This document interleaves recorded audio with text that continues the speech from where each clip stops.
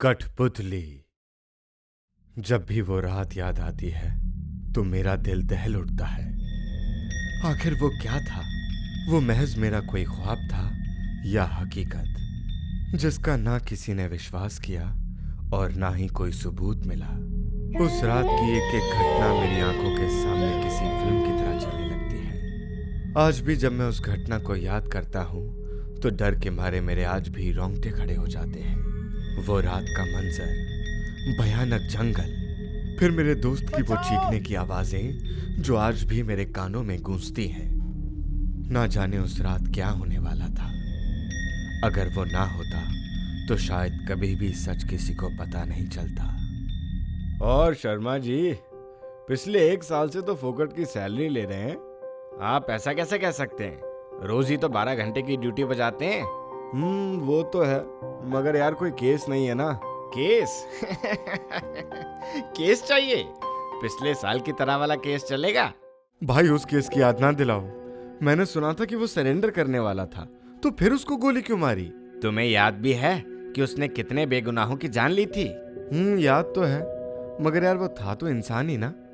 अच्छा ये बताओ, उसको गोली किसने मारी थी? दिनकर की बात सुनकर रजत मुस्कुरा देता है और अपने काम में लग जाता है। आज ना तो कोई लॉकअप में कैदी था और ना ही थाने में कोई और पुलिसकर्मी। पूरा पुलिस स्टेशन खाली था। नाइट शिफ्ट में आज केवल रजत और दिनकर ही ड्यूटी पर थे। ऑफिस का काम करके दोनों आपस में बात कर ही रहे होते हैं कि तभी दिनकर के टेबल पर रखे फोन की घंटी बजती है। दोनों एक दूसरे की तरफ देखते हैं कि इस समय किसका फोन आ सकता है और दिनकर फोन उठाता है। हेलो, पुराना किला पुलिस स्टेशन। मुझे बचा लो साहब, वो मुझे मार देगा। कौन मार देगा आपको? आप जल्दी से यहाँ आ जाओ। कहां से बोल रहे हो आप? और कौन है जो आपको मारने की कोशिश कर रहा है? इतने में ही फोन कट जाता है। फोन रखकर दिनकर कुछ सोचने लगता है। कुछ देर सोचने के बाद दिनकर रजत को सारी बातें बताता है। फिर दोनों लोग बताई हुई जगह की ओर निकल पड़ते हैं। भयानक और अंधेरी रात, ऊपर से सुनसान इलाका। रजत बहुत ही नॉर्मल था, क्योंकि इस तरह के केस हम लोग पहले भी फेस कर चुके थे। मगर ना जाने क्यों मुझे ऐसा लग रहा था जैसे आज की रात कुछ बहुत बुरा होने वाला है। लगभग 10 मिनट में हम लोग बताई हुई जगह पर पहुंच गए। ये लो, हम पहुंच गए। यही जगह थी ना? बताई तो यही जगह थी। चलो ठीक है, आसपास में ढूंढते हैं। दोनों लोग अपनी टॉर्च ऑन करते हैं और सड़क के किनारे जंगल में सर्च करने लग जाते हैं। मगर काफी देर बाद भी उनको कुछ नहीं मिलता तो दोनों आपस में बातें करने लगते हैं। कोई हमारे साथ प्रैंक तो नहीं कर रहा था? क्योंकि 10 मिनट में ही हम लोग यहाँ पर पहुंच गए। अगर कुछ हुआ होता तो जरूर कुछ मिलता। इस समय करीब रात के 2 बजे थे। वीरान और अनजानी जगह, जहां आसपास ना तो कोई घर था और ना ही कोई आदमी जिससे हम कुछ पूछ सके। तभी दिनकर की नजर एक पत्ते पर पड़ती है जिस पर खून की कुछ बूंदें पड़ी थी। हम दोनों ने उसे ध्यान से देखा और फिर धीरे धीरे कदमों से उन खून की बूंदों का पीछा करते हुए जंगल में आगे बढ़ते हुए लगभग जंगल के बीचों बीच पहुंच चुके थे कि तभी अचानक से खून की बूंदों के निशान मिलना बंद हो गए। अरे ये क्या? यहाँ से आगे तो कुछ भी नहीं दिख रहा है। मेरे ख्याल से हम दोनों को अलग अलग जगह पर ढूंढना चाहिए, क्योंकि जो कुछ भी है वो आसपास ही होगा। उसके बाद हम दोनों जंगल में अलग अलग रास्तों पर निकल पड़े। काफी देर तक सर्च करने के बाद भी मुझे कुछ नहीं मिला, जिससे मुझे खुद पर गुस्सा आने लगा था। मैं सोच रहा था कि आखिरकार मैंने उस लड़की की बात पर विश्वास क्यों किया। तभी मैंने फायर की आवाज सुनी। लगता है रजत कोई सस्पेक्ट मिल गया है जिस पर उसने गोली चलाई है। ऐसा सोचकर मैं उस ओर चल पड़ा जहां से फायर की आवाज आई थी। मैं अभी कुछ दूर ही चला था कि जंगल में बहुत बुरी और डरावनी आवाजें आने लगी। साथ में रजत के चीखने की आवाज भी सुनाई दे रही थी। बचाओ! बचाओ! वो जोर जोर से बचाओ बचाओ चिल्ला रहा था। रजत जरूर किसी बड़ी मुसीबत में है, मुझे जल्दी से वहां पहुंचना होगा। मैं तेज कदमों से उस ओर बढ़ ही रहा था कि तभी मेरा थोड़ा संतुलन गड़बड़ाया और मैं किसी चीज से टकराकर नीचे गिर गया। मैंने आसपास देखा तो वहां पर कुछ भी नहीं था। मैंने खुद को भी देखा पर सब कुछ ठीक था। बस मेरे चेहरे पर कुछ खरोंचें आई थी। मैं तुरंत उठ खड़ा हुआ और फिर से उस ओर दौड़ा। मैंने वहां पर पहुंचकर जो देखा उससे मेरे होश ही उड़ गए। रजत खून से लथपथ वहां पड़ा हुआ दर्द से चिल्ला रहा था। उसके सामने एक साया जैसा कुछ था जिससे रजत बातें कर रहा था। मुझे जाने दो, मैं तुमसे माफी मांगता हूँ। तुम्हारी माफी से कुछ नहीं बदलने वाला। मैं निर्दोष था, मगर फिर भी तुमने मुझे गोली मारी। मुझे मेरी एक गलती सुधारने का मौका दो। तुमने उस सीरियल किलर से पैसे लेकर उसे छोड़ दिया और मुझे कल्प्रिट बना दिया। इसको कैसे सुधारा जा सकता है? साय और रजत की बातें सुनकर मुझे पिछले साल वाला सीरियल किलिंग का केस याद आ गया, जिसकी बातें मैं और रजत कुछ देर पहले ही कर रहे थे। मैं भी उस केस की छानबीन में था, मगर किसी कारण मुझे छुट्टी लेके जाना पड़ा था। आज भी मैंने रजत से उस केस के बारे में पूछा था, मगर उसने सही से जवाब नहीं दिया था। मुझे भी सच्चाई जाननी थी, तो मैंने उस वक्त चुप रहना ही ठीक समझा। दोनों में बहस चल रही थी। तुम्हें कैसे जाने दूं? बिना अपराध किए सजा भुगती है मैंने। मैं अपनी गलती मानता हूँ, इस बार मुझे छोड़ दो। अगर इस बार मैंने तुझे छोड़ दिया तो फिर तू किसी के साथ ऐसा ही करेगा और उसकी जिंदगी भी बर्बाद हो जाएगी। दोनों लोगों की बातें सुनकर मुझे लगा कि जरूर उस केस में रजत ने कुछ गलत किया था। इसलिए मैं भी उसके सामने आ गया और साय से बोला, जो भी रजत ने तुम्हारे साथ गलत किया, मैं उसकी तरफ से माफी मांगता हूँ और मैं वादा करता हूँ कि मैं तुम्हें इंसाफ दिलाऊंगा। तुम मुझे क्या इंसाफ दिलवाओगे? इंसाफ करने के लिए ही तो मैंने कॉल करके तुम लोगों को यहाँ बुलाया है। देखो, अभी तुम इसको छोड़ दो। मैं इसे नहीं छोड़ सकता, क्योंकि इतने पैसे लेकर उस सीरियल किलर की जगह इसने मुझे मार दिया था और वो आज खुलेआम बाहर घूम रहा है। ये सब सुनकर रजत कुछ कह नहीं पा रहा था। मैं भी कहानी समझ गया था। फिर से मैंने साय से कहा, प्लीज अभी से छोड़ दो। कानून इसके किए की सजा इसे जरूर देगा और मैं उसमें पूरा सपोर्ट करूंगा। शायद वो अच्छा इंसान रहा होगा कि मेरी बातें सुनकर वो वहां से चला जाता है और मैं रजत को लेकर थाने पहुंच जाता हूँ। अगले दिन सुबह रजत के खिलाफ केस दायर कर लिया जाता है और रजत अपनी सारी गलती स्वीकार कर लेता है और उसको जेल में डाल दिया जाता है। अगले दिन के अखबार में रजत की न्यूज आती है कि कैसे पैसों के लालच में एक कॉप ने एक बेगुनाह को मार दिया। साथ में यह भी छपा था कि कानून ने रजत को उसके गुनाहों की सजा आजीवन कारावास के रूप में दी। कुछ दिन बाद नाइट शिफ्ट में दिनकर पुलिस चौकी में बैठा कुछ सोच रहा था कि अचानक उसके पास रखा फोन बजने लगता है। दिनकर घबरा जाता है। दिनकर फोन उठाकर बोलता है, हेलो, पुराना किला पुलिस स्टेशन। दूसरी ओर से एक लड़की की डरी सहमी आवाज आती है। हेलो सर, मैं कल्पना बात कर रही हूँ, आनंद विहार से। यहाँ पर एक खून हो गया है। दिनकर के चेहरे की हवाइयां उड़ जाती हैं, क्योंकि वो जानता था कि अब आगे क्या होने वाला है। सिमी की तबीयत बहुत खराब है, उसकी सांसें अटक रही हैं। समझ में नहीं आ रहा क्या करूं। उसे जल्दी से किसी अस्पताल ले चलते हैं। पर गांव में इतनी रात कौन सा अस्पताल खुला होगा? हाँ, ये बात तो सही है। तो फिर किसी वैद्य के पास चलते हैं। अरे नहीं, ले जाने की जरूरत नहीं है। उसकी सांसें अब बंद हो चुकी हैं। जल्दी से उसे दफना देते हैं। कम से कम हम रीति रिवाज के झंझट और खर्चे के बोझ से बच जाएंगे। हाँ, वैसे भी इसका तो कोई है ही नहीं। जल्दी से इस बला को टाल देते हैं। हाँ, अब देर मत करो। भाई लोगों, जल्दी से इसे यहाँ से ले जाओ और दफना दो। अरे भाइयों, और कितनी दूर जाओगे? इस जंगल में तो मुझे बहुत डर लग रहा है। पता नहीं ये जानवरों की आवाज है या भूत प्रेतों की। अरे भाई, घर के पास तो नहीं दफना देंगे ना? रात है तो क्या हुआ? मैं उधर कब्रिस्तान की ओर नहीं जाऊंगा। मुझे बहुत डर लग रहा है। यहीं दफना देते हैं। हाँ, रात का समय है, कौन देखने के लिए आएगा?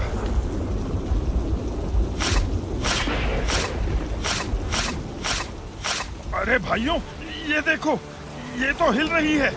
तुम्हारे अंदर डर इस कदर बैठ गया है कि तुम्हें शव भी हिलते डुलते दिखाई देने लगे हैं। मेरी बात का यकीन करो और इधर देखो। अरे बाबा, अब तो हम सब गए काम से। मुझे अपनी जान प्यारी है, मैं तो भाग रहा हूँ। कोई नहीं भागेगा। अगर हम इसे यहाँ छोड़कर भागेंगे तो ये हमारे पीछे आएगी। इसलिए जितना भी गड्ढा खोदा है उसी में इसे दफन करके यहाँ से भागते हैं। ठीक है। हे प्रभु, आपने जान बचा ली आज। जान बची तो लाखों पाए।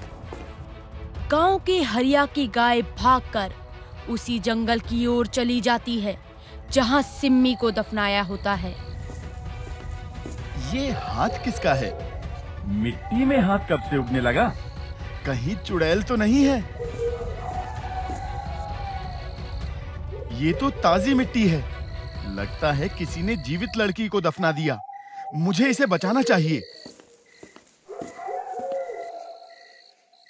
हाथ तो गर्म है। अभी इसकी नाड़ी देख लेता हूँ। अरे, इसके शरीर में तो धड़कन भी है। ये जो भी है, ये जिंदा है।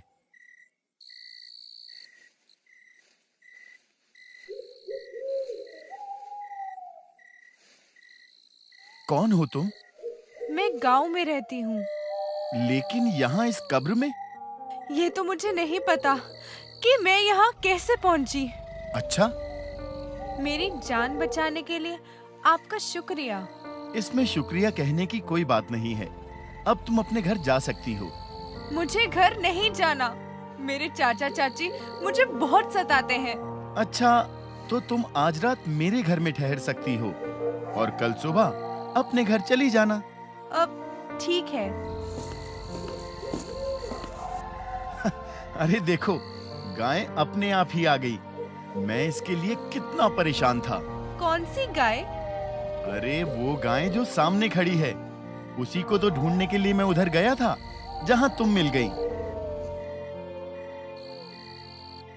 तुम मेरे लिए किसी भगवान से कम नहीं हो। अगर तुम वहाँ नहीं होते तो मैं मिट्टी में दबकर मर जाती, और अगर मिट्टी से निकल भी जाती तो किसी जंगली जानवर का शिकार बन गई होती। हाँ, ये तो तुम सही कह रही हो।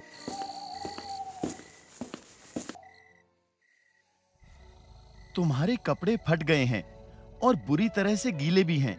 तुम्हें सर्दी लग सकती है, इसलिए एक काम करो, जल्दी से इन्हें बदल लो।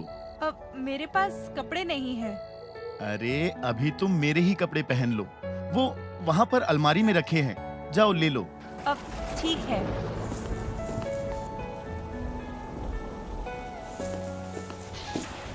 आपके कपड़े तो मुझे बहुत बड़े आ रहे हैं।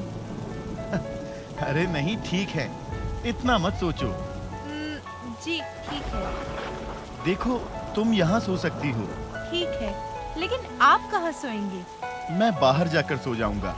अरे नहीं, बाहर तो बहुत बारिश हो रही है, आपको ठंड लग सकती है। एक काम कीजिए, आप यहीं सो जाइए। पर हिचकिचाने की कोई जरूरत नहीं है। मुझे आप पर भरोसा है। आखिर आपने मेरी जान बचाई है। मुझ पर विश्वास जताने के लिए शुक्रिया।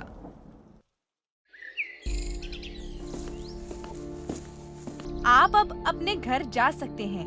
मुझे घर का रास्ता समझ में आ गया है। अब मैं अकेली घर चली जाऊंगी। ठीक है।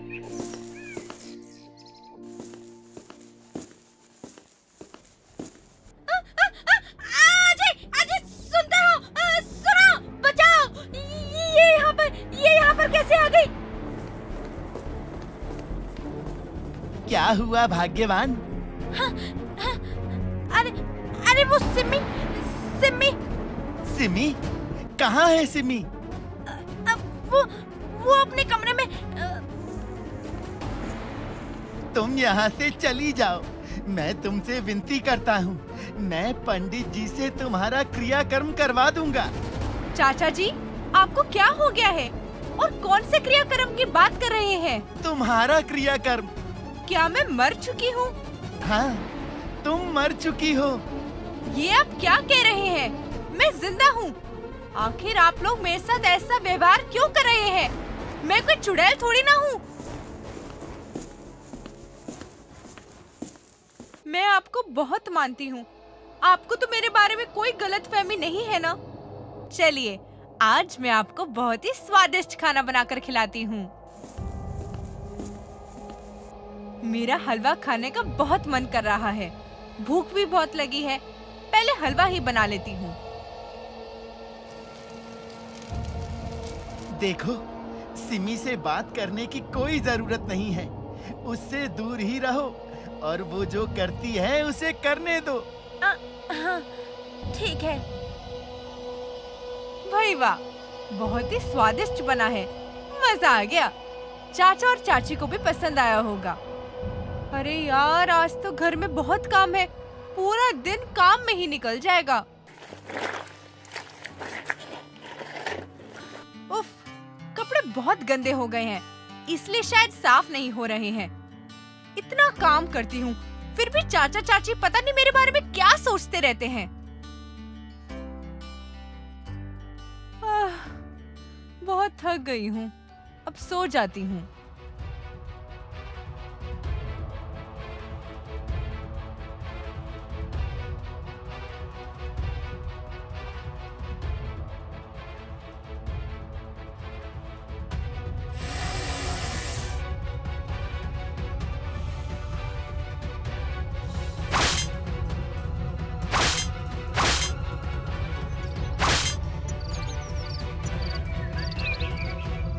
हाय राम, ये क्या हो गया?